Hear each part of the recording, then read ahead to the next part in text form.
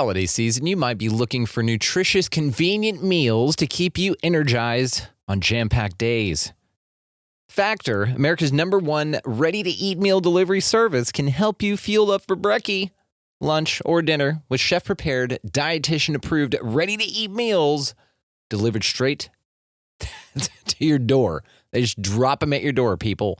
You'll save time and eat well. You'll stay on track with your healthy lifestyle while taking all of your holiday to-dos in stride with good meals in the tum-tum. If you're too busy with all this stuff, these meals are easy to get done. They taste great. All you've got to do is head over to factormeals.com/expandingreality50 and use code expandingreality50 to get 50% off. That's code expandingreality50 at factormeals.com/expandingreality50 to get 50% off. A choice right now, between fear and love. It's just a rock. Out of the dark night of ignorance and into the shining light of truth. Expanding reality. A population of citizens capable of critical thinking. We don't see things as they are, we see them as we are.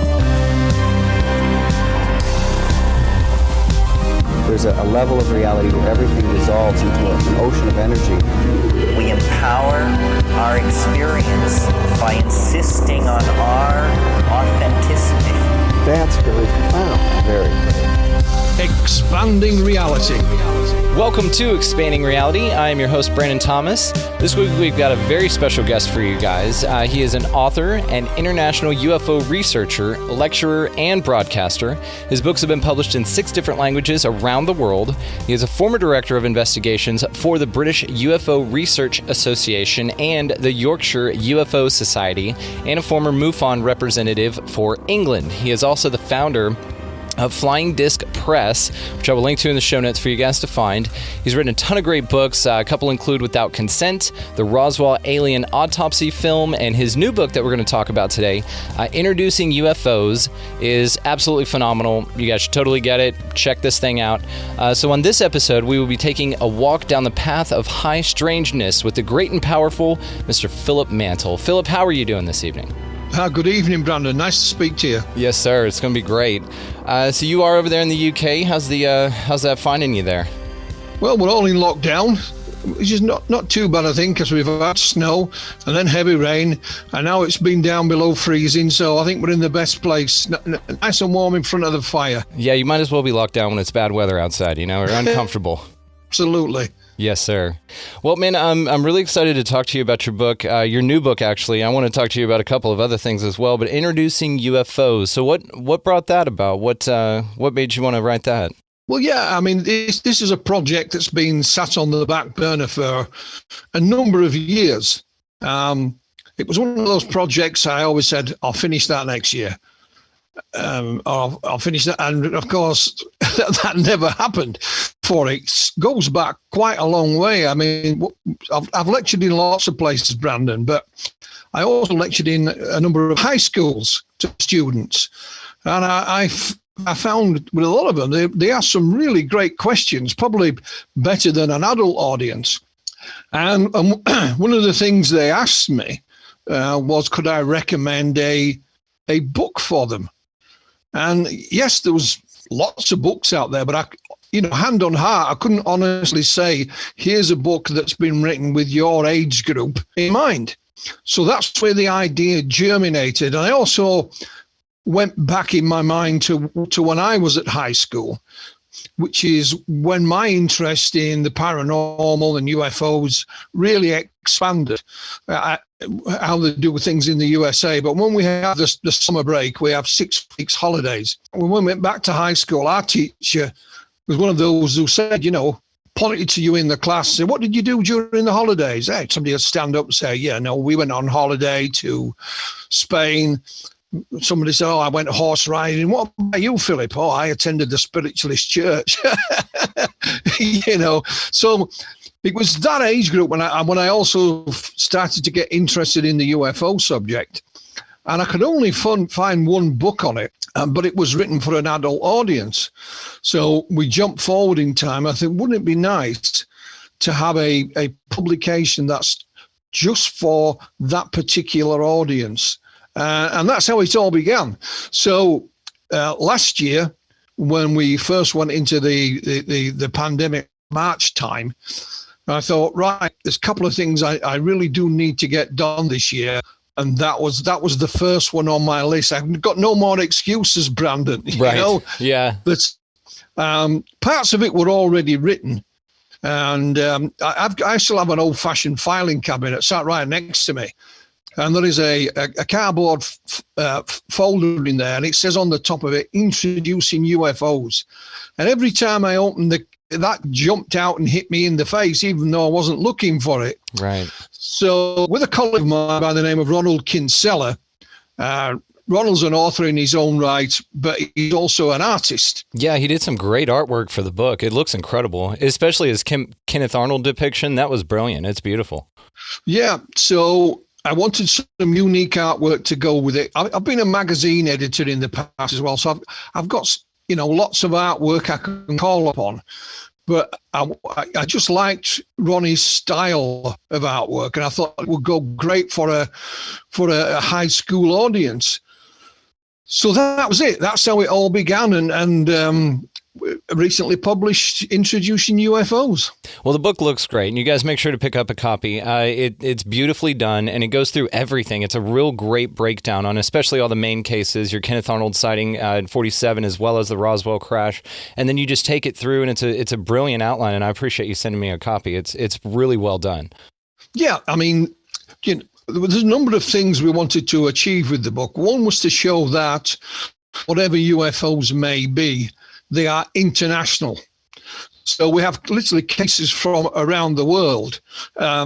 We didn't want an encyclopedia either, because you imagine some high school chap, a huge great tome about this big, this thick, it's not going to happen. So it's just shy of 150 pages.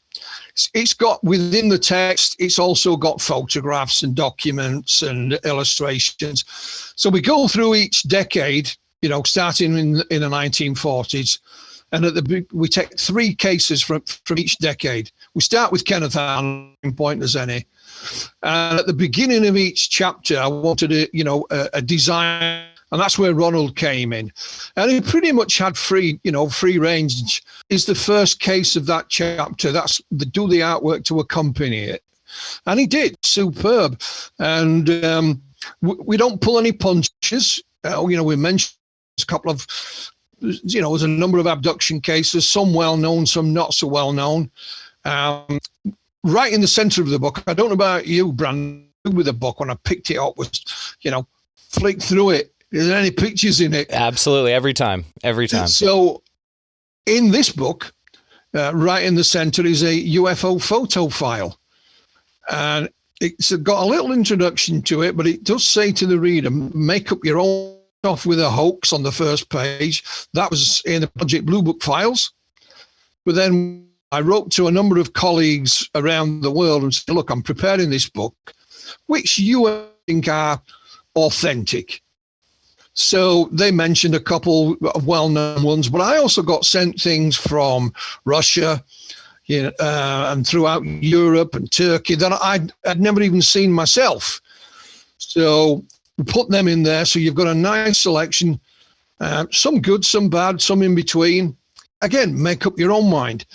And there's a number of times when people would say, oh, I had my camera with me, but I never thought to use it, or, and so on.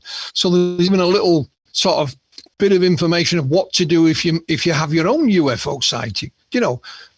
Most high school kids have a mobile phone. Use it, take a picture.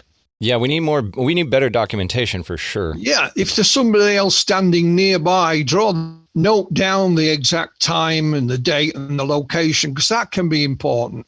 Yeah, and that kind of investigation came from your MUFON days, correct? And you know that's important to note all of these things, so then they can be correlated, because flaps happen quite a bit. Yeah, I mean, it comes right back to the in UFO Society. When I was with the British UFO Research Association, I was their director of investigations. So, I came across this kind of problem time after time.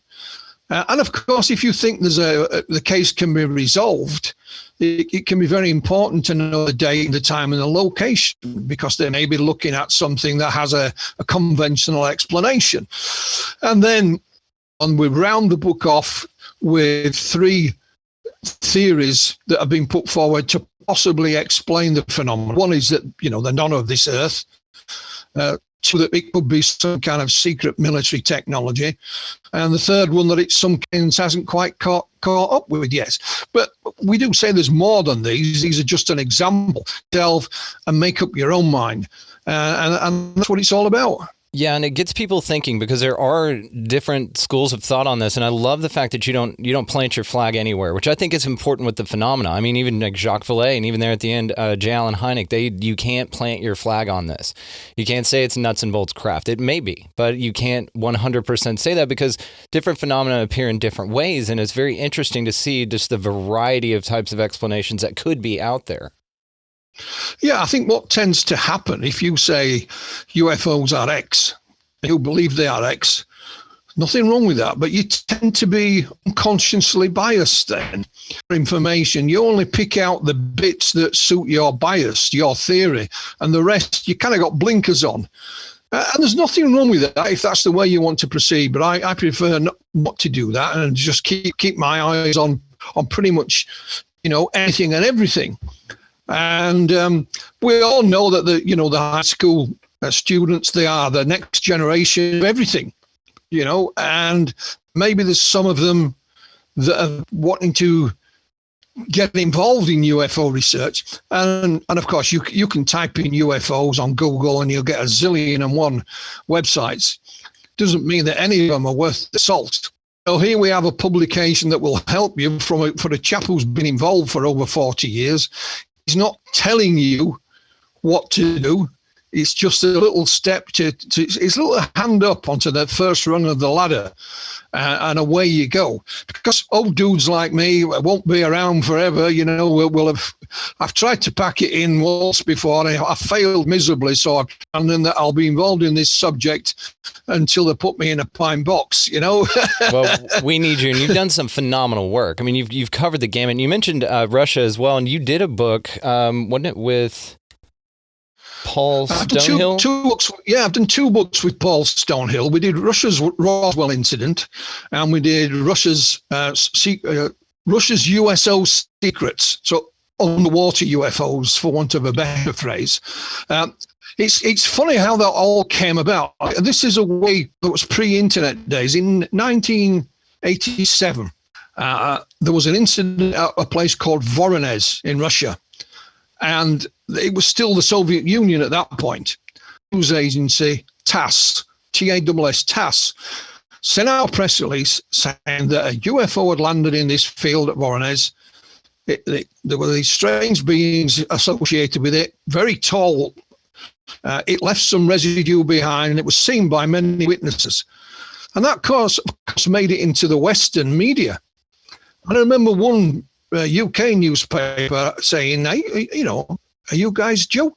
TASS just said, we don't joke, Eastern European way. So I was interviewed by a paper in Russia, and I'll try and pronounce it. It's called Izvestia. And I didn't think much of it. I was interviewed on the phone. They actually sent me a copy of the newspaper when it's published. All I could see is my name in it, Yeah.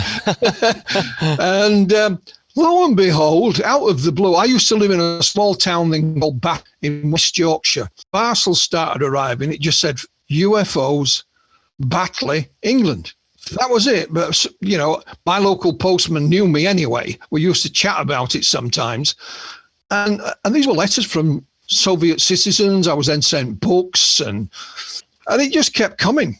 And I thought, well, what do I do with this? Now, I knew of my colleague Paul Stonehill in the States. Paul was originally from the Ukraine, and he literally escaped from the USSR. And I mean, I use that word correctly. and he found himself in the US citizen now. He changed his name, and Paul helped other people get out of there. So Paul was on the KGB wanted list at one point. So I phoned Paul. I managed to get his phone number, and I phoned him. And I said, look, I've got all this stuff from Russia. You know, I can't figure it out what it says. So I've got it all. I said, well, you can't have it all. These are handwritten letters, a lot of them. We don't know what they're saying. So he says, I'll tell you what, send me them. Because he can read and write Russian, you know, he speaks the language. So I literally put him in a huge, great box. That's how Paul and I met and began working together, because of these Soviet researchers could speak English, so we were able to correspond. And then, of course, the Berlin Wall came down and the internet, so it made it much easier to bridge those gaps that had been there before. And that's how the two books came about. And, you know, we have colleagues in various parts. Paul has more contacts than me, obviously, because he speaks the language. He can, you know, so we have written articles for publication in Russia. We've had a book published in Russian as well. We managed to get that done. There's a few others Russian. It's just that the COVID pandemic has prevented that. But once that's behind us, I'm sure we'll see them. You know, so there's not many people from the West managed to get one of their books in Russian, but we did. So I'm very pleased with that. It's amazing. It's incredible, and I love the USO phenomena. I think that it's an important part of it because it really transcends. And you'll even have people say that they go in and out of the water like nothing, like with no friction, no problems transversing the two different environments. And as well as you'll have accounts of people saying they just fly into mountains. You know, the Mount Shasta type of UFO and observations that they've had there. And it's interesting how they can just seem to transverse these different environments that are seemingly impossible from the technology perspective that we understand it as, which makes them even more mysterious. You know, it seems like the second you try and get a good handle on this thing, it one-ups you as far as what it's capable of doing. Part of the phenomenon has become, how can I put it, much more relevant today than it has been in the past. And that has enabled our book to get published in several different languages, and we're very happy with that. And were it not for the pandemic, I think we might have seen it, you know, elsewhere. But we'll have to make do for where it is at the moment. Yeah. What do you think? I'm going to switch gears on you just a little bit. So I'm curious about your thoughts on Roswell, because there's a lot of it was just a weather balloon, and you know they put that press release out and then immediately redacted it. What do you think happened in the Roswell case specifically? Like your personal thoughts on it? Well, yeah, I mean, I'm no expert on Roswell, but I know a little bit about it. I've been to Roswell, and I lectured there in 2007. And we also went out into the desert to make a little documentary. Certainly from my perspective, are still out of the way. You come out of Roswell on highway, whatever, I don't know what it's called, and there's nothing. And then he says, there's a sign, and we turn left there. I mean, what's he talking about? Anyway, we missed our first turning. So he says, I knew when we come to this town, we'd missed it. And I mean, the town was a couple of houses and a gas station. Don't ask me what it was called. So anyway, we went back on this road. We're actually heading for Socorro, New Mexico. And then there is literally there was a pole at the side of the road each mile. So at 17 miles, you know, mile marker number 17, you turn left, and it was just a dirt road. And on we went. And what puzzles me, there's a couple of things puzzles me about Roswell. We'll for the sake of argument, we'll take the statement by many researchers that this was a UFO. It's a space vehicle from wherever, you know, that's crashed, dead occupants. And it was covered up. Well, if it was shipped off to be studied, surely they'd have teams of all different aspects of science working on it in one form or another. And that would have generated a mountain of paperwork. But not one piece of that has ever been located. You know, it's the what we'll call the physical documentary evidence about that aspect of Roswell that just bothers me. It should be there, but it's not. And then, of course, there would be leaks. People talk, Brandon. Probably the most secret project ever up to 1947, the making of the atomic bomb. But even, I mean, they built their own town in the desert to do that. But even then, secrets were leaked to the Soviets. So even something so secret as that, still had leaks. And but it's just, say, you're my best friend. I'll tell you, you mustn't tell anybody else. But of course, you go and do the exact same thing. And eventually, so it's the material evidence that bothers me. I also it's difficult for us to try and put ourselves back in that era. We're only two years after the war. And I just think it was President Truman at the time. I just think, why would you put a cover-up in place? Bearing in mind the cover-up, if we're led to believe it, went in place literally within a matter of hours. And it's been kept ever since. Surely used the propaganda behind this, because the Cold War was just starting. You could have said, wink, wink, nudge, nudge, look what's happened. They chose America to come to first. Sadly, something's gone wrong.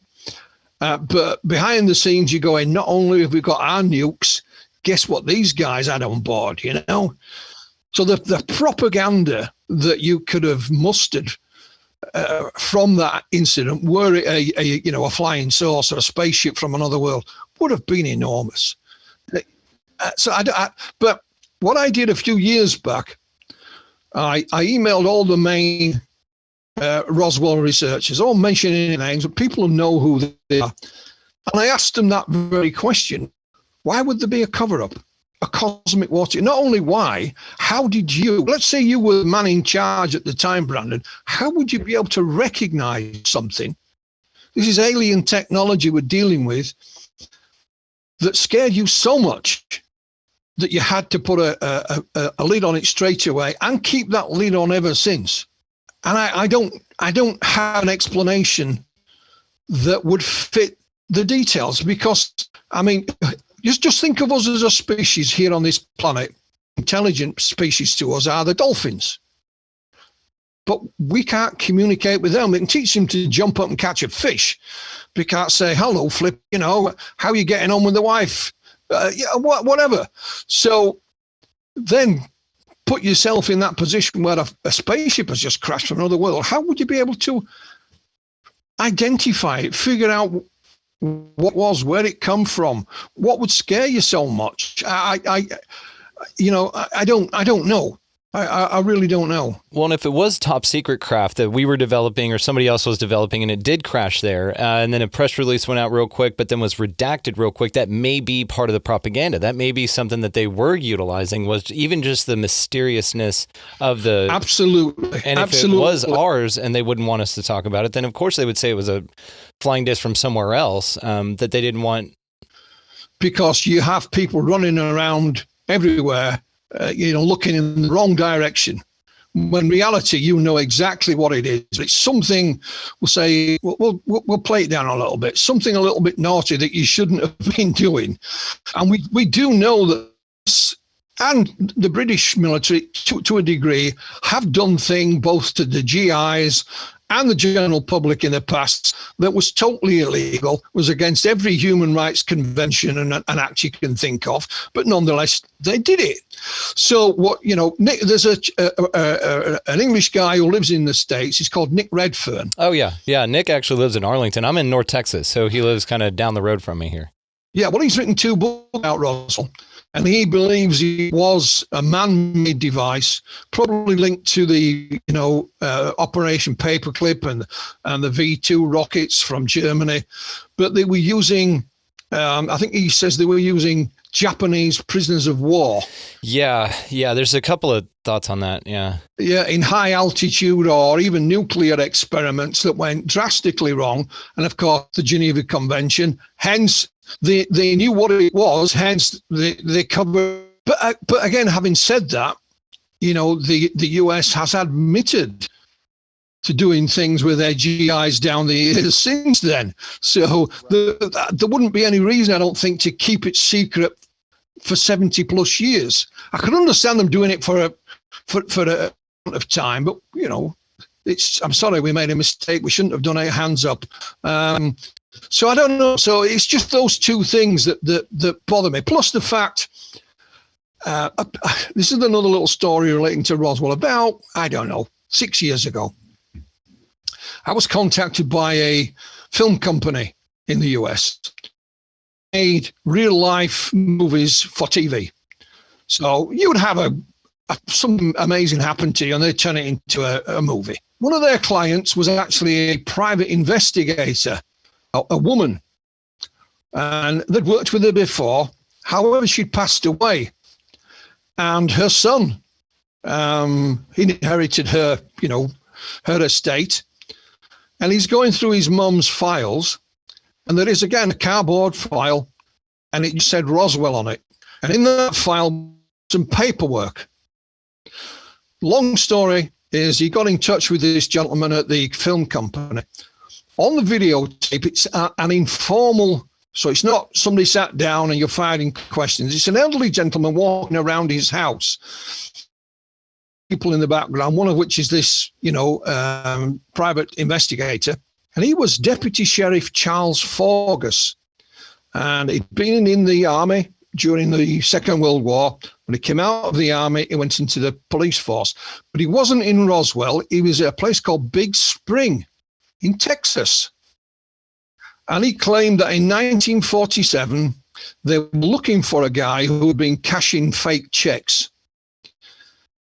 And he'd been found and held in jail in Roswell. He said him and his sheriff made arrangements to drive to Roswell, pick up this prisoner and bring him back to Spring in Texas. And he says, on the way, we heard on the police radio about this thing that had crashed. The military were there. We were allowed to view it, but, we weren't there that long before they didn't threaten us, he said, but they kind of said, it's time you guys were gone. You shouldn't have been here in the first place. He says they saw the crashed UFO, some of the creatures. They then went back on their journey, picked up the prisoner, and that was it. So I have this video. I have this on videotape. It's now being transferred to digital. Of course, the deputy is dead. So I asked again the main Roswell researchers about this. This kind of made me chuckle. So it doesn't fit with the Roswell scenario. Well, I'm thinking that changes depending on who's you speak to. When you go to Roswell, like I did, I bought a map. I said, okay, guys, so what we did, I worked with a colleague in America called Dr. Irina Scott. She's in Ohio, lovely lady. And then we published an article about it. It went into the news media, went all over the place.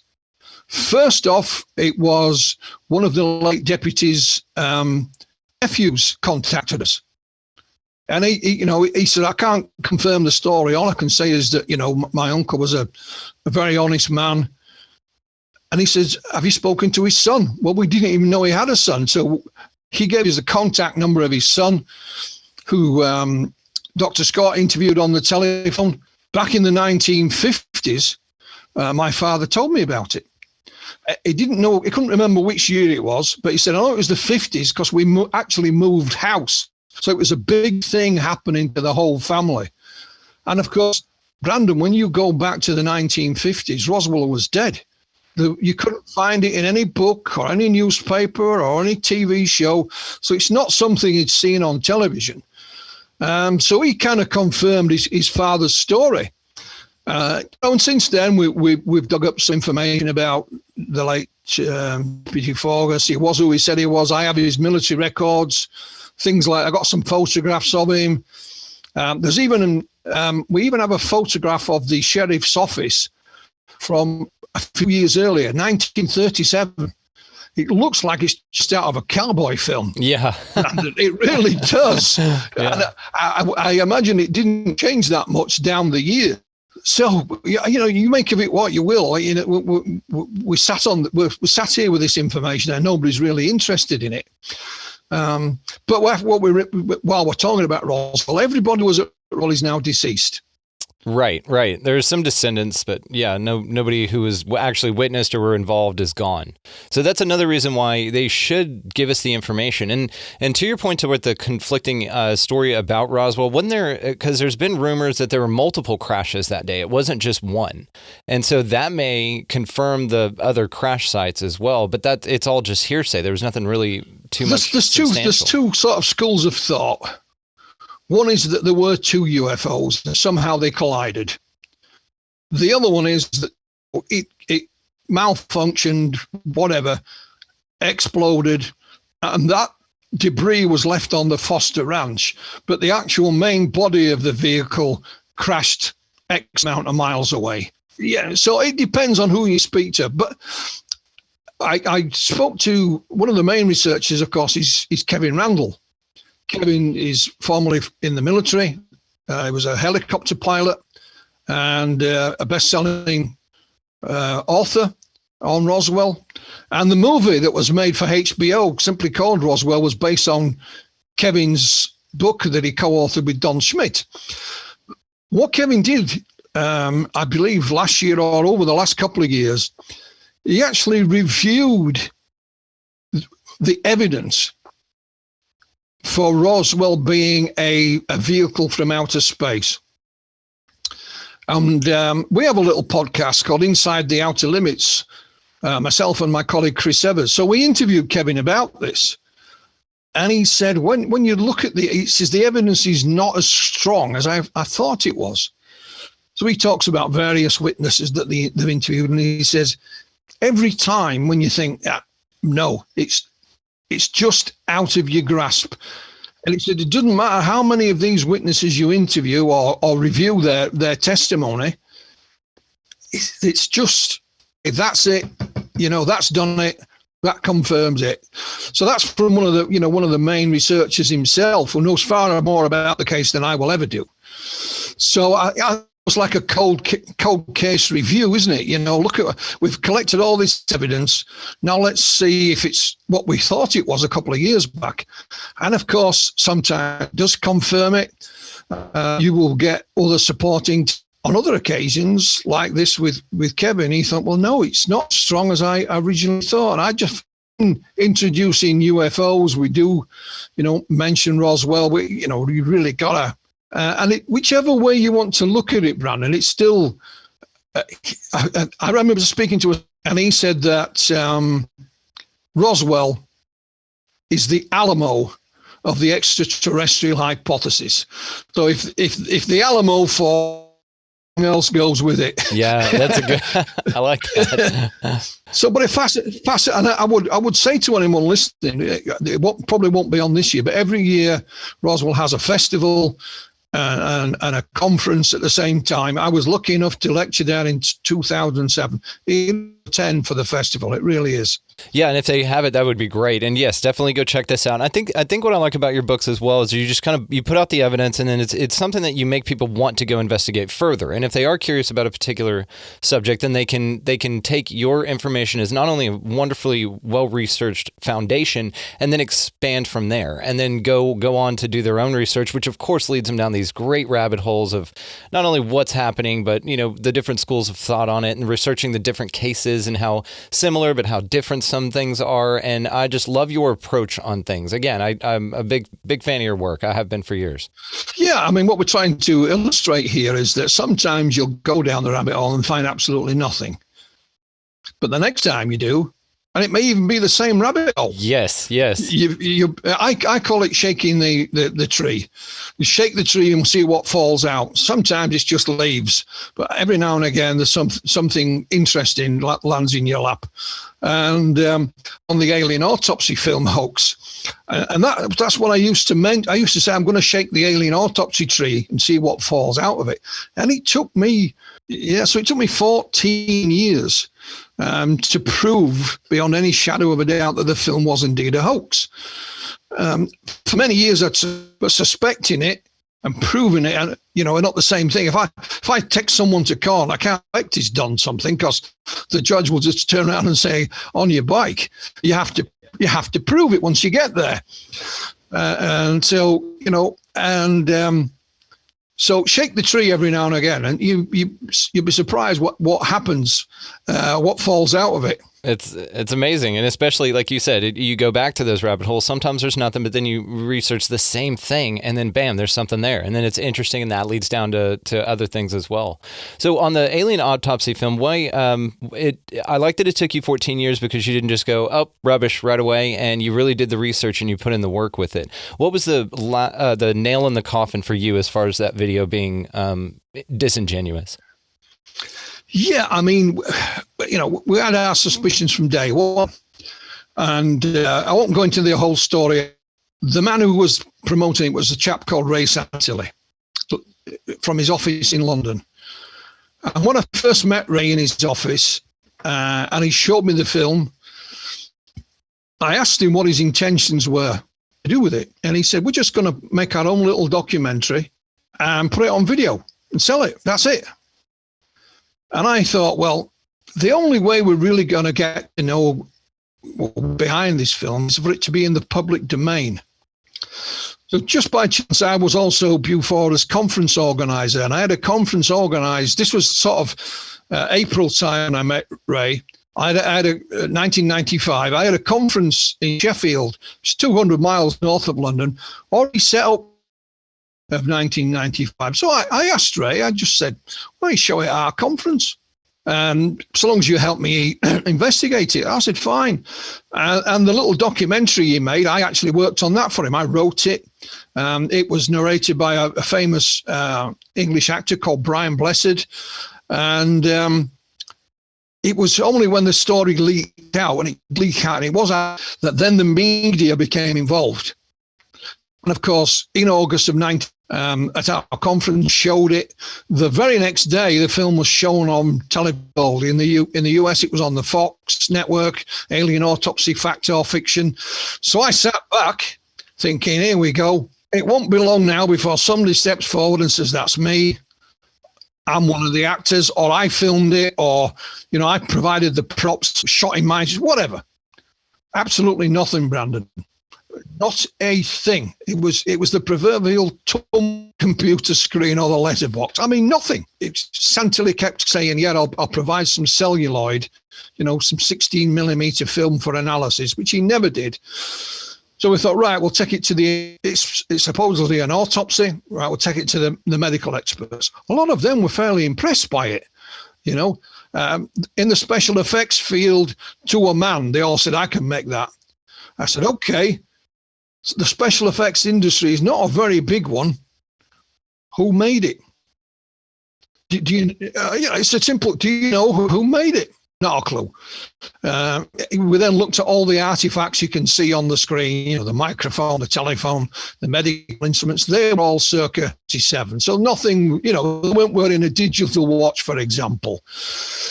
To do rightly or wrongly, is in public, I supported Ray Santilli's stance that it was authentic.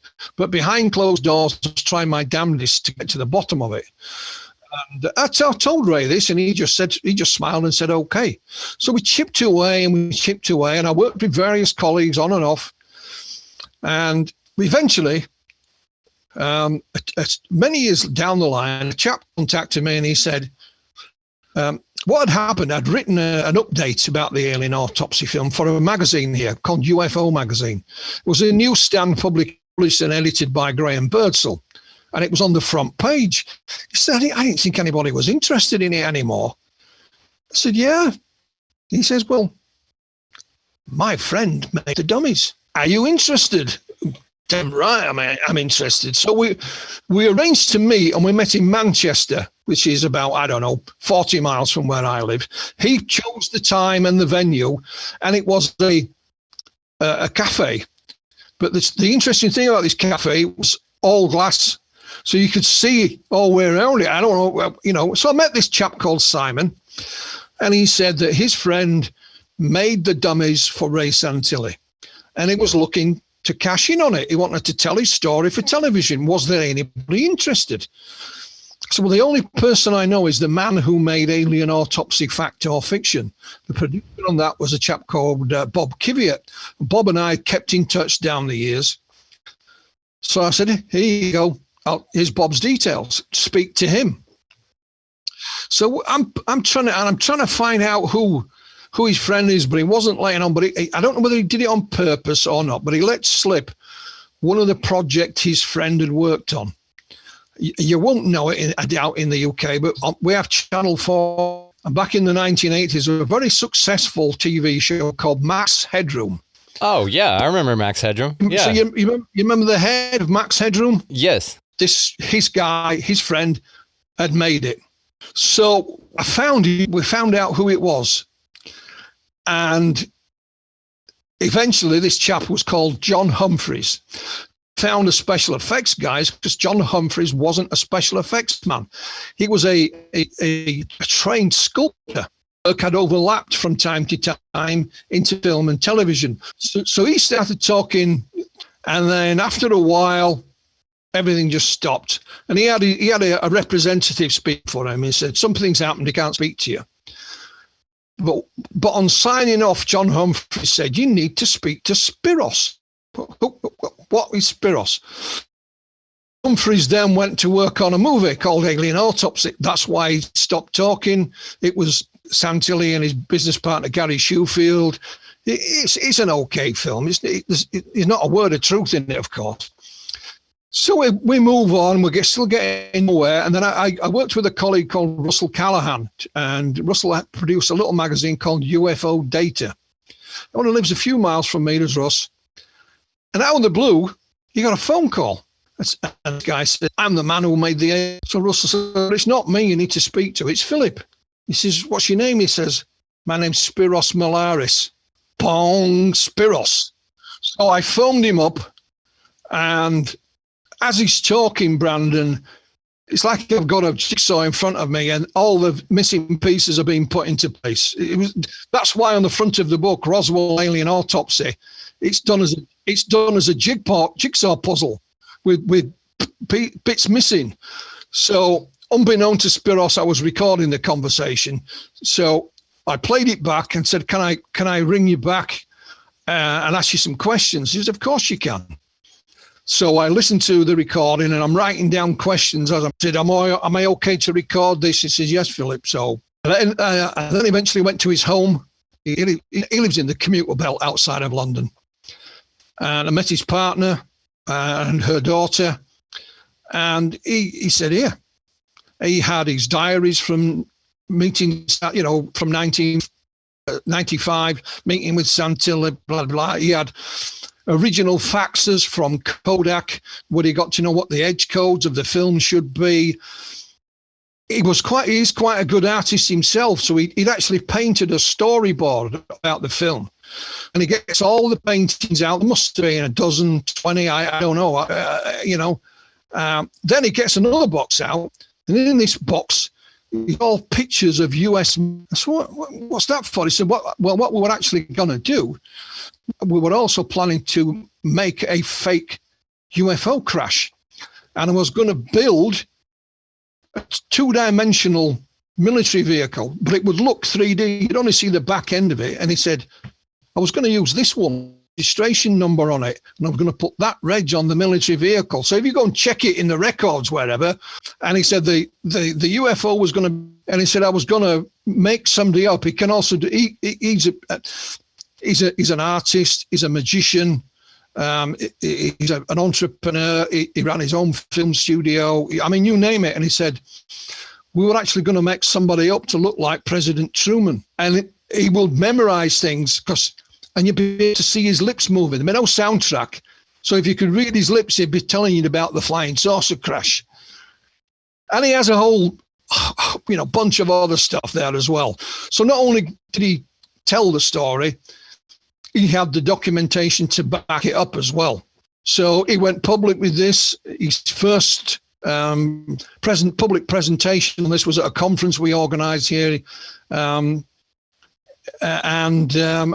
kept in touch with him ever since. He's written his own book about it, and it was just published when the second lockdown came in. So the printers is shut. The book printers, he can't get it printed. So we'll have to. I've seen little excerpts from it. I've even written the foreword for it. So I was about to ask. I'm sure you're involved. Sure. Yeah, but it is. I've read one chapter, and it's a chapter that concerns Ray Santilli himself. And Spiros, what do you make of that chapter? He says, I think you've gone a bit easy on him. He says, no, what is Philip? But proving it's a different matter. But he said, everything I have mentioned in that chapter, if I'm challenged, I have the documentation and the proof to back it up. Yes, absolutely. Well, you did a fantastic job on that. What a great investigative job you did, man. And that's really cool, putting all the pieces together. It's a great book. You guys need to check it out. All of your books are fantastic. They're just you cover such a wide variety of the phenomenon that it's something that's definitely piqued my interest. So I wanted to ask you about Once Upon a Missing Time, and I'm really infatuated with the concept of missing time. How people can say, I saw a bright light and then 6 hours later I woke up. Well, Once Upon a Missing Time is actually a novel. Mm-hmm. So it's right. But it depicts the concept. Let me tell you how it came time. about. Mm-hmm. My first book I ever wrote was called Without Consent, and that was published in 1994. There is a revised edition out now, and I wrote it with a journalist friend of mine by the name of Carl Nagatis. And Without Consent is all about abductions and missing time cases here in the UK, nowhere else. Carl visited a number of people and interviewed them. I literally drove from one end of the country. I went up to Scotland, to Wales, as far south as I could get, and interviewed people for it. So in 1994, Without Consent was published. I still have all the files of that here. And I had all this info in my head. And just as an exercise, I decided to write a novel. Never done one before, never done one since. And that's how Once Upon a Missing Time came about. It's a play on words. The story is fictional. It is actually based on real accounts. So what I've done from Without Consent is take segment there from one case, segment there from another, and use them all. All the characters in it are all real people. All I've done is change their names. It was to try and paint the alien abduction scenario in a more humane light, because when you write something like Without Consent, and you go, I don't know about now, but when you go and interview somebody, say, right, what's your name? What were you doing that night? Tell me what you saw. Tell me what happened. Anything happened since? Can I take a photograph? See you later. Thank you. But you didn't think to say, well, how did it affect you? What about your family? What do they make of it? What about your employer, your husband? So what we have is a couple in Once Upon a Missing Time with a young daughter. The main character is a man. He's a school teacher. His wife's a social worker. They live in a smallish, semi-rural place, and of course the news gets out about it, so it deals with how society looks at the subject as well, how it can affect you personally, and of course they sail off into the sunset thinking all is behind them, when you get the cliffhanger at the end. I don't want, there will not be a sequel to it, but I had several ways of trying to end it, but in the end, none of them made any sense. So, yes, it is a work of fiction, but it is based on factual accounts. And some of the people I met and interviewed left a long-lasting impression on me, Brandon. Oh, I bet, yeah. So they actually ended up in the novel. They don't know it, but they're in the novel. Right, and you want to protect them. The anonymity is important. But just the concept of the whole abduction phenomena, and I love the title "Without Consent" because that's exactly what it is. You're not willingly going. And not a lot of these accounts, it's not a positive experience, and you are being abducted. That's why it's called being abducted. It's without your consent. Nobody really is sitting there wishing to be abducted, and the people that are, maybe if they do find themselves abducted, may feel differently about it. It's not a pleasant experience for most people. Yeah, but Abduction Club is the only club where nobody wants to be a member. Right. Exactly. You know, and what I did, this is another thing that what I did afterwards, I wrote to a number of these individuals, and I asked some of them at the time, but I wrote to a number of them and I said, what do you think's behind the phenomena? You've experienced it. No, you know, I'm an outsider looking in. Said, I've no idea, Philip. That's why we came to you. You know, others thought, yeah, these are extraterrestrials from wherever. Couple of them thought it was some kind of spiritual experience. One young man, again, he blamed the Russians. He knew it wasn't the Russians, but it was just his way of dealing with it. You know, something nasty happened to him at the time. The Russians were the bad guys. Therefore, I'll say it was the Russians. But he didn't. What we also found, Brandon, was kind of curious, and this was by accident. I call them side effects. The number of the abductees had an artistic awakening after the event. Yeah, for example, the young man I just mentioned, he was called David. He lived in a place called Pwllheli, which is on the northwest coast of Wales. And he was unemployed at the time, but then he got a job in a local hotel. And he said, Philip, do not tell any of my friends. He's 18, 19 with long hair, denim jacket. Well, I was exactly the same at that age. But I've now started writing spontaneous poetry. And it says, when it pops into my head, I'll write it on a napkin in the hotel or on the palm of my hand. You know, another lady by the name of Elsie Wilkinson, she became a spiritual healer. It was a direct result of her, you know, contact experience. And one of the main characters who made it into the novel is a chap called John Day. John and his wife Sue and their family had an encounter in the late 1970s. So very long. In Once Upon a Missing Time, the car drives into a green mist. That's from John's actual account. So I met John, and I said, "Okay, John." You know, I interviewed him, got it on tape. I said, "What lies behind this phenomena? You know, you've experienced it. You know, is it nuts and bolts? You know?" He says, "Philip." He says, not only do I not have the words in the vocabulary, he says, we as a species don't have them. And he said, the only way I can explain it, he said, if you went to a film studio and there was a set built, you go up to that set and touch it, smell it, kick it, it's solid. Not real, is it? It's a charade. Make of that what you will. And I still can't get my head around it even now, Brandon. And this is, you know, 20 plus years since I last spoke to John Day.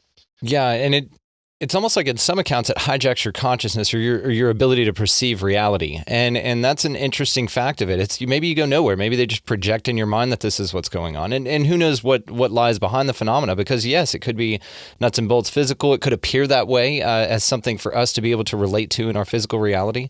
It could definitely be spiritual. It could be all psychosomatic. I mean, there's just so many possibilities, which makes the mystery even more mysterious.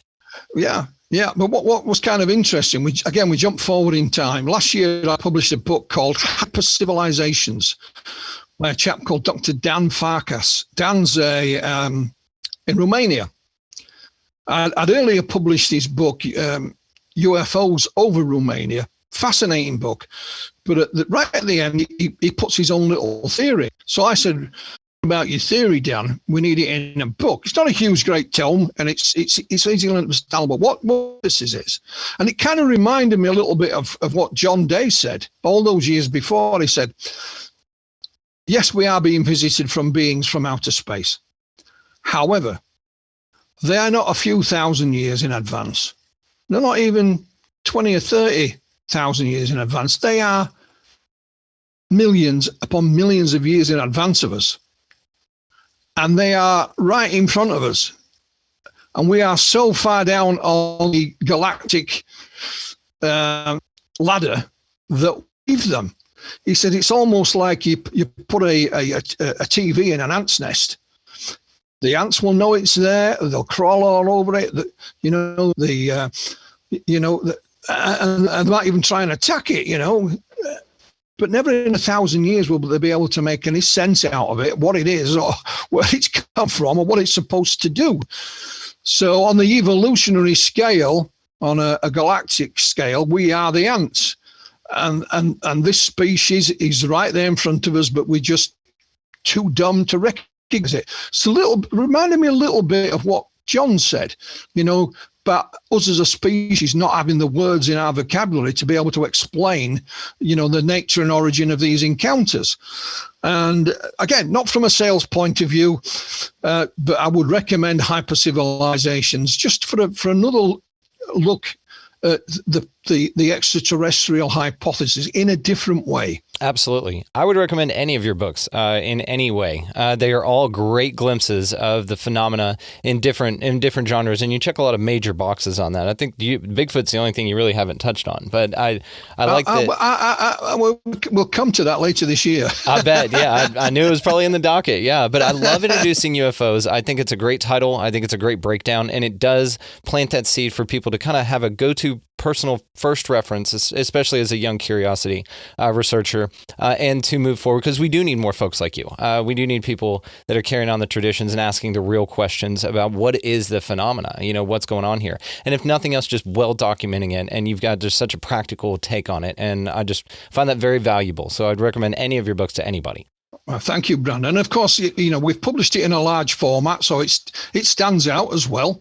But you can download it, Kindle or to your mobile phone or whatever. You've got sort of, new and old versions of it, with a traditional paperback book or ebook. And the next generation are coming along behind us, whether we like it or not. Right. And staying with that theme for a while, when I began, all of my research was in paper format, and it's still sat here right next to me. It's still in my garage. One of the things colleagues of my era have been discussing is where does this stuff go when we're not here?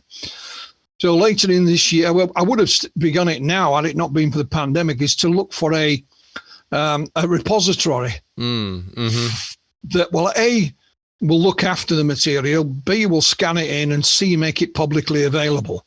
There is an organization in Sweden called the Archives for UFO Research, who have the biggest collection of UFO material anywhere in the world. The only problem is, I've donated stuff to it, it's in Sweden. Right. And it's almost like another seed vault, but for UFO knowledge. Yeah, so I would love to see a similar type of thing here in the UK. A friend of mine, John Hanson, John's an ex-police detective. John has literally been going around the heritage of UFO files here in the UK. And I think at last count, he has something like pages of UFO sighting reports, books, magazines, newspaper cuttings, all of which, had it not been for John, would probably have ended up in the trash. Yeah, it's almost like that art of Delshow. Did you ever hear that story of Charles A.A. Delshow? The Sonora Aero Club kind of technology. He drew all these incredible drawings, and they actually just got thrown away. And somebody, a guy named Fred Washington, just happened to be there. Dennis Crenshaw wrote a book on it, and it's absolutely fantastic. I'll send you a link to it. It's a very interesting story of just how that came about. But it's similar to that. Yeah, you want this stuff to be repositoried and saved in some way so that they can be accessed and archived and put together. And maybe there's some missing links from different interpretations that can be all brought together with the keyword type of a search. And that would be a much more navigable way to search through the information. So, that kind of ties in with introducing UFOs as well. It's for the next generation. We want to preserve this information for whoever's coming up, behind us, so they can access it. Because despite what the young kids think, it's not all online. It's not internet. No, there's some hard copy stuff that hadn't been scanned in yet, or they're just sitting in boxes in somebody's house and they don't know what to do with it. And that would be a great utilization of that information. So I also wanted to ask you, have you had any personal UFO experiences or encounters? But a couple of what I would call sightings, nothing too spectacular. First one was in 1981. I'd only been involved in the subject about a year. And there's an area in north of our county, in North Yorkshire, and we have the Yorkshire Dales National Park. And within there is the market town of Skipton. Just outside of the town of Skipton is a little village called Carlton. Above it is moorland. So it's semi-rural. When you go on to the moor, there's no buildings or anything like that. It's mainly heather, and they use it for grouse shooting. So so a bit further on, there's a little village down in the dip. So there's not a lot to see. It is quite boring moorland. But for whatever reason, Brandon, in the 1980s, areas in and around here had a lot of sightings. I was part of the Yorkshire UFO Society at that time, and a lot of them made their way to us. So what we would do, we'd go out on a sky watch. It was only about an hour and a quarter's drive from where we lived. My friend called me up one night because I didn't drive at the time. He says, "Do you fancy going to Carlton Moor tonight? Weather's good." So he picked me up and off we went, and we parked the car in a place we'd stood 100 times before. You could see right across the moor. There is nothing there. We're chatting away, the football or whatever. And then right in the distance, there's a light appeared. Now we know there's no buildings there. There's no road. My pal looked at me. He was the driver.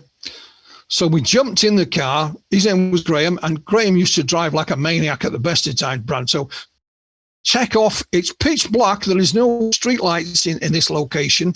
And I'm looking. Now, a lot of the fields in this area are surrounded what we call dry stone walls.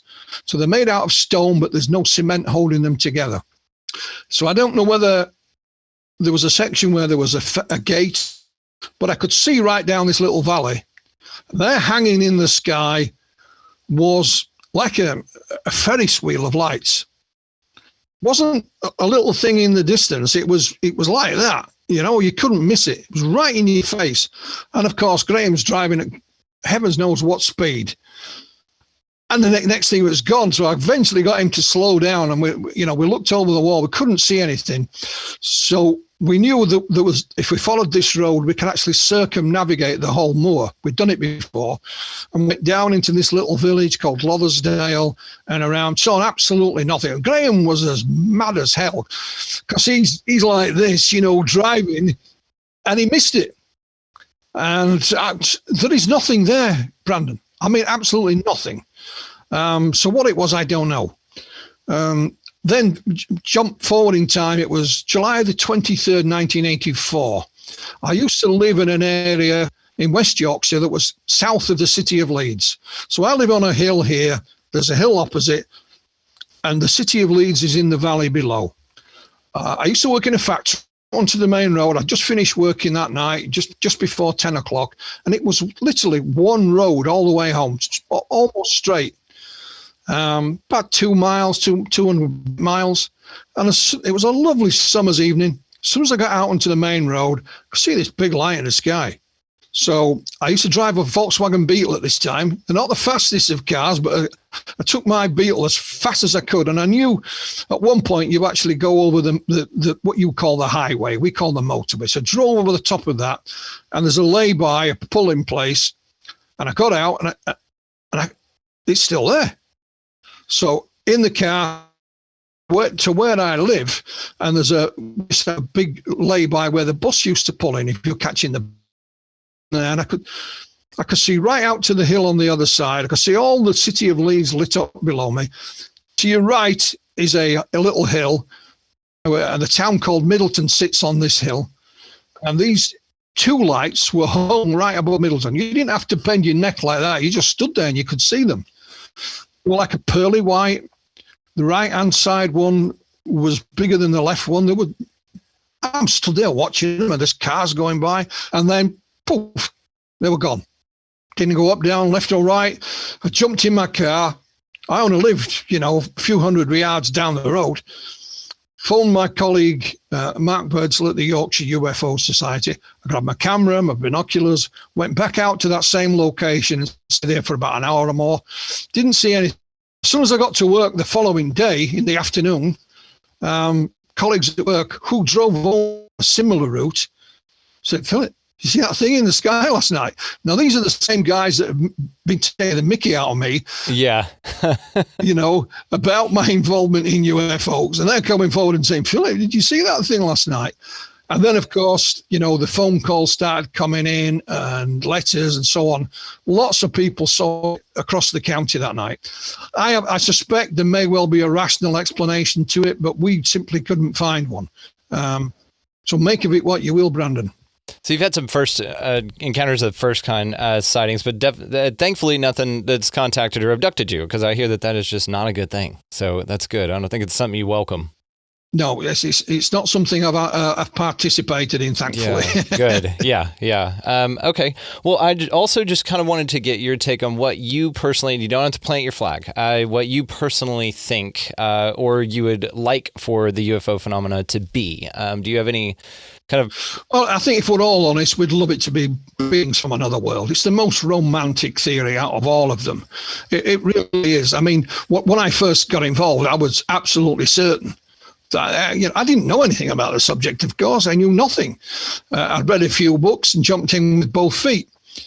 But as the years have gone by, my ideas have changed from time to time.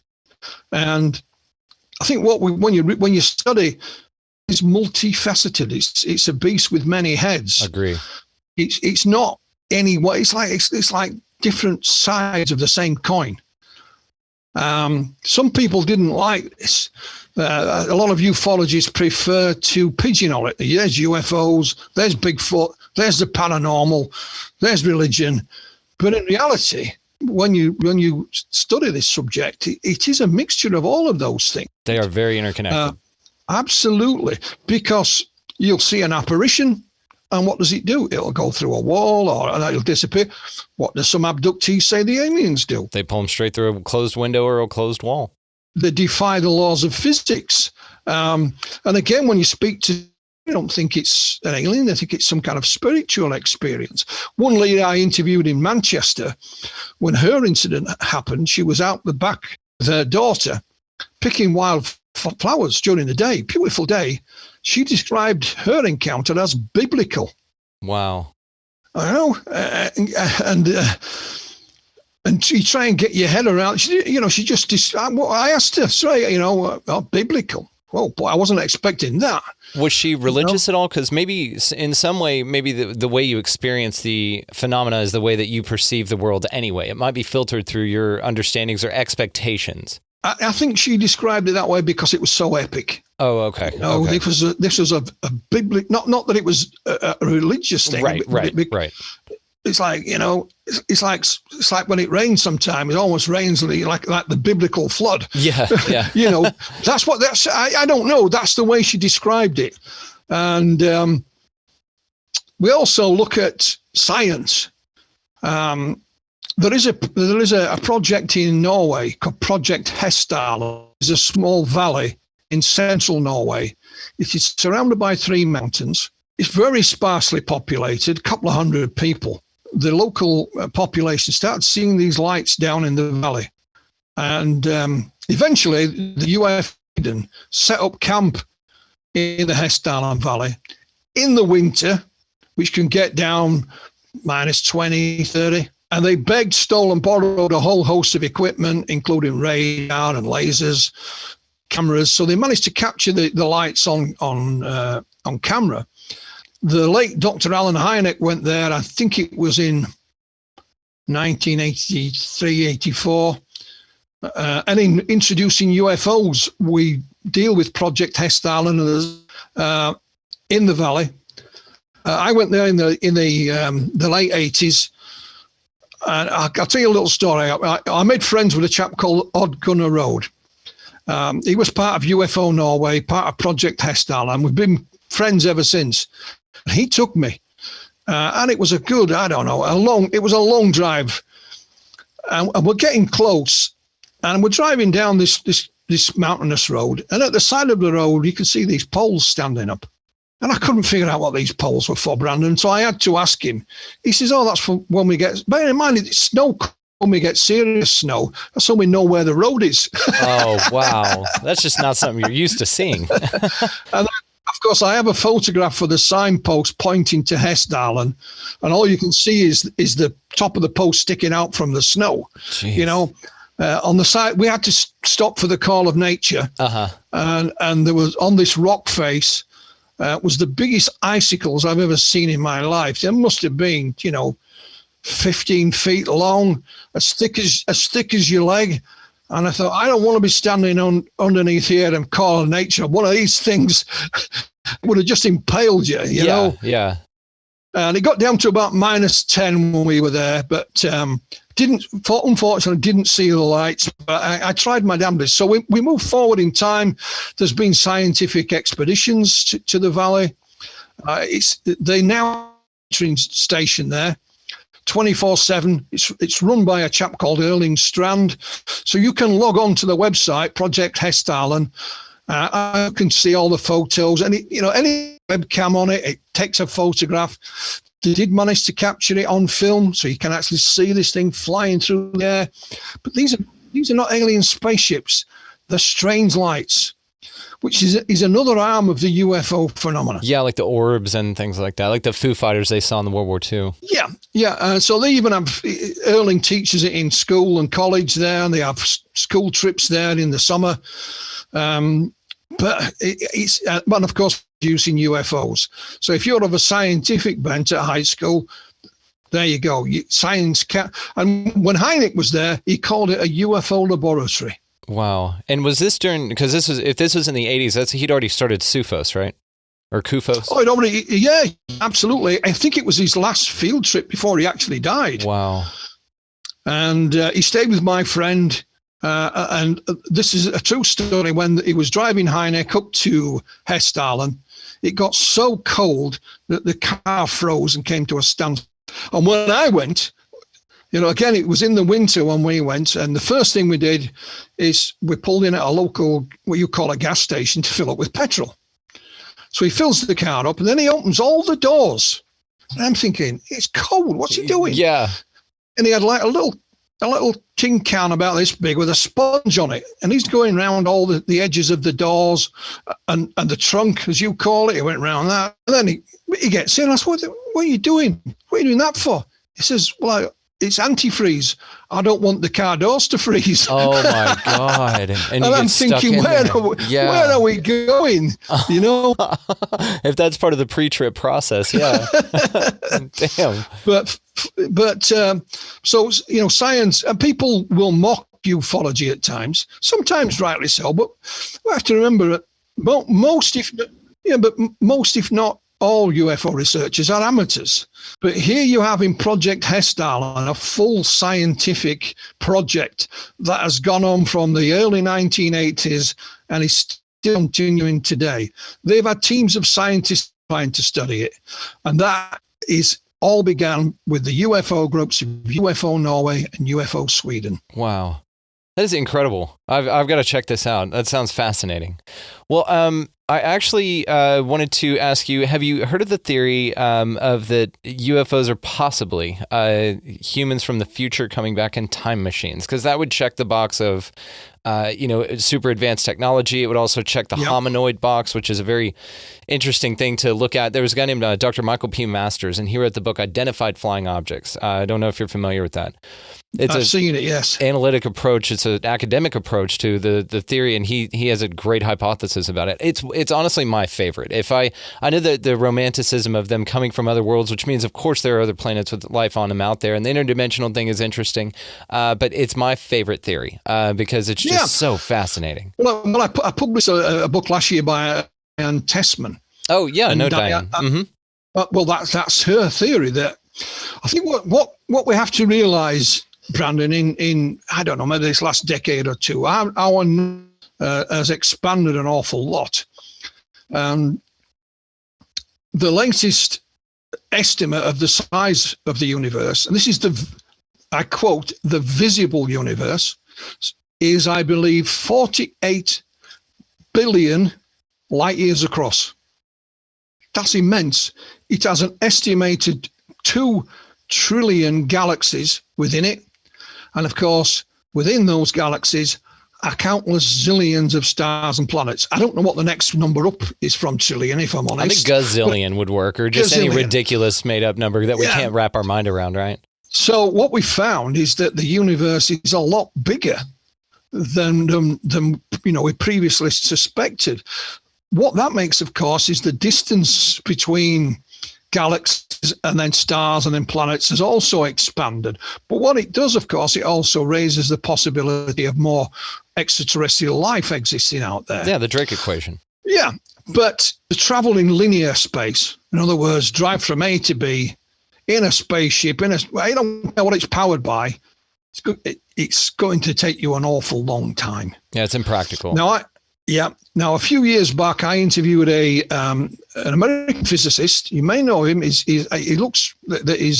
Oriental in heritage. He's called Professor Michio Kaku. Michio Kaku, absolutely. I've got a few of his parallel worlds. He's very outspoken on the subject. Yeah, well, he had a book out.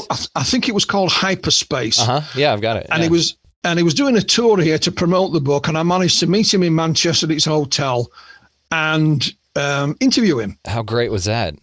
Yeah, and he put it in Star Trek terminology so I could understand what he was talking about. But one of the aspects he was talking about, not necessarily to do with aliens or anything like that, but it was about time travel. Awesome. He said the only thing that prevents us from traveling in time now is the fact we don't have a power source big enough. And he said, we're talking a power source at the moment, and he emphasized that. Right. Which is equal to our sun. But he also talked about other dimensions where time travel, it was theoretically possible. Absolutely it is, yeah. Britain's most famous UFO event happened in December 1980. So we've just gone past the 40th anniversary of it. Happened at RAF Bentwaters and Woodbridge in Rendlesham Forest. One of the main witnesses to that, one of the main eyewitnesses is Sergeant Jim Peniston. Yep. He's going to come on and do a show with me. I've already talked to him. Jim believes that what they encountered that night was us from the future. Yeah. And because he was a time machine. Didn't he get a download of ones and zeros? Well, he claims to have done. I mean, it's quite controversial, but yes, he said that. And I've told you, I've no reason to doubt they had some bizarre encounter that night. But, take on it is that it was humans from the future. They were having problems or whatever. I don't know. But I think the sort of either time travel theory or the interdimensional theory, because Michio Kaku also explained that to me. He says, here's a piece of paper. Go from one end to one end, it takes you X. However, like Einstein has told us, we can bend. So you bend it and points A and B are now touching. They're no longer that far apart, they're touching, and pop, you go straight across. Which would appear as time travel. That's how it would appear. Exactly. Right. And time travel does exist. Because, for example, I think the fastest that humans have ever traveled is the astronauts that went to the moon. And they had an atomic clock on board. Of course, time on Earth had gone a millisecond or two faster than it did with the astronauts. Yes. So it's a kind of time travel. So it does exist, but it's a plausible working hypothesis that is as equal as to all the others. Sure, absolutely. It's just that we expect beings from another world, because I think since man stars, he's always thought, is there anybody else out there? Absolutely. So beings from another world are not something that we've talked in the 20th century. Our ancient ancestors did speculate that as well. Yeah, like the Dogon tribe and everything like that. They could identify star systems in Sirius that they couldn't possibly have seen. And so they either had more knowledge about it. And then you talk about the Sky Brothers and the Mayan cultures. I mean, a lot of people have talked about that. Ezekiel's wheel. I mean, there's many people in our ancient past that have talked about this kind of idea, not only a spiritual idea, a physical nuts and bolts type of interaction with extraterrestrial or God type beings. The Anunnaki is another one. It's been speculated, and it's been something that's been with us for a long time. Yeah, I mean, I think it's fascinating. I think we take now that life elsewhere is a foregone conclusion. Doesn't necessarily mean it'll be intelligent life. Right. Scientists will say that there was probably life on Mars, and may even still be, but we're talking bacterial life, right, or subterranean. Yeah, there's evidence there that there was water, liquid water on Mars, and what we know from Earth is where you find water, you find life. Absolutely. So maybe we'll have you go to Mars, Brandon, and solve that puzzle. You know what? I actually had on yesterday. So this I haven't gotten a release date for these episodes. I had a guy named Kirk Carlton on, and he actually worked for Boeing on NASA projects for 40 years. And we did a 2-part episode with him, and we were talking about that. And maybe Mars is in the cards. My brother was on the show with us as well, and he's a physics major, but he did a lot with astrophysics as well. And he actually applied to go to Mars on the Elon Musk's program. So we had a bit of a conversation about that, that actually the moon would probably be a lot more practical as far as then a jumping off point instead of going straight to Mars. Yeah, I think the only way we're going to solve that argument is when a man actually goes to Mars. I don't think because if it's a robot that does it, they'll be arguing still about it. They still do now about was it the Viking landers in the 70s? At first, they believed there was life there, and then they said no, it wasn't, and they still argue about that today. So I think once you get a living, breathing person on Mars who can think outside of the box, so to speak, then we'll have the answer. It won't be me, I'm afraid. I met an astronaut called Timothy O'Leary. He sadly passed away, but Tim was one of the backup crew for the Apollo program. And he said what we were trained for actually was to go to Mars. But of course, they cancelled the Mars project instead. And then many, many years later, they downgraded his status as an astronaut. Why was that? I said, because I've never been into space. I said, well, most astronauts don't make it into space. Right. I said, it's like if you're in the army, have you got to fight in a war to be called a soldier? Yeah, or like a firefighter. You haven't fought a fire, you can still do it, There's still time. Yeah. So, he was he was trained for the Mars mission cancelled, and we had the space shuttle instead. And yes, if anybody wants to hear one of the reasons why, we had Buzz Aldrin lecturing the town years back, and I went to his lecture. And he told you all about what happened to him going to the moon and, a few certain things. He admitted he had a bit of a drink problem when he came back.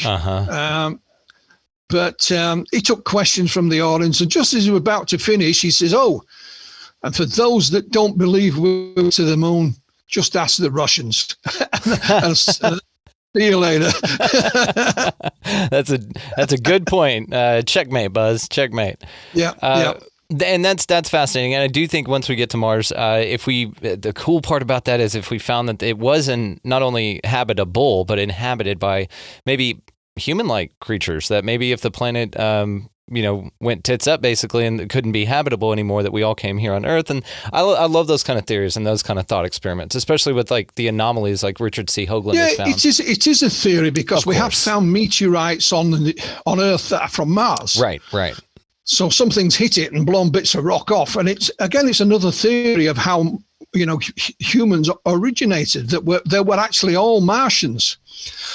So it was bacteria from Mars that, came here on a meteorite and went forth and multiplied. So we as they say in the song, we are stardust, all of us. And it's a great bit, of course, but it's so what? You don't have to. Exactly. It's just fun. It's way more fun to think about these kinds of things. But my friend, I think we're going to wrap it up here. Did you have anything else that you wanted to talk about? Let the folks know where they can find you, please. Yeah, I mean, Introducing UFO'S is on Amazon. my website, my blog. You can find it by just typing in flyingdiscpress.com, disc with a K. I'm on Facebook as well. I'm easy to find, Brandon. So any young people that are interested in this subject, you want to give them a helping hand, then you could do a lot worse than our book introducing UFOs. Please do, and you've done some great work with your Flying Press, and you've just got an incredible list of books yourself. So you guys, please go check this out, and definitely introducing UFOs. It'd be a great gift for anybody. It's also just a great conversation starter for a young person to get involved in this, and any person at any age level. You guys go check this out. Philip Mantle, thank you so much, man. I really appreciate your time. It's been an honor, sir. Much. Thank you.